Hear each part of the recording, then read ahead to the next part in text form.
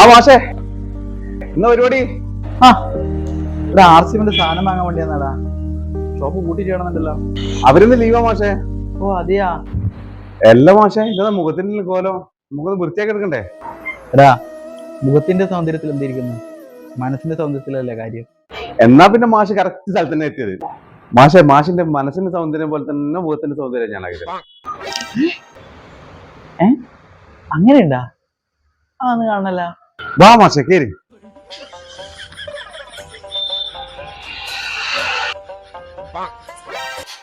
വാ ഇരിക്കും മാഷേ. ഒന്നും മുടി ഒപ്പിക്കാനുണ്ടല്ലോ, സമയം എടുക്കോ? അയ്യൂക്ക കുറച്ച് സമയം എടുക്കേ. അതെയാ, എന്നാ ഞാൻ ചായ അടിച്ചു കേട്ടാ.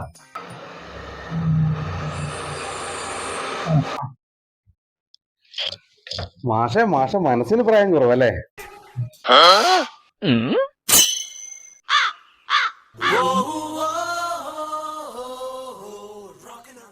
അന്യം ഇതുപോലാക്കാൻ വയ്യ. എന്നാ നീ ഇരിക്ക്. ഇപ്പൊ കണ്ടില്ലേ മനസ്സിന്റെ സൗന്ദര്യം പോലെ നമ്മള് മുഖം മാറ്റി കൊടുക്കും. മുടി കട്ട് ചെയ്ത് കളക്കല്ലേ? ചെറുങ്ങനെ ഒപ്പിച്ചാ മതിയപ്പോ. താടി കുറച്ച് ഒപ്പിക്കല്ലേ? താടി ഒട്ടൂർ. ഇനിയിപ്പോ ഇവനെ എങ്ങനെ സൗന്ദര്യാക്കാനാ?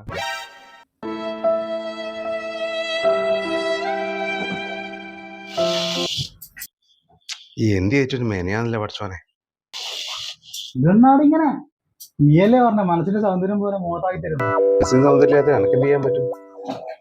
എന്നാ നീന്ന് പറഞ്ഞ മനസ്സിന് സൗന്ദര്യാതെ ഞാനത് ചെയ്യേണ്ടത്. ഇപ്പൊ എങ്ങനെ ഇരിക്കുന്നു?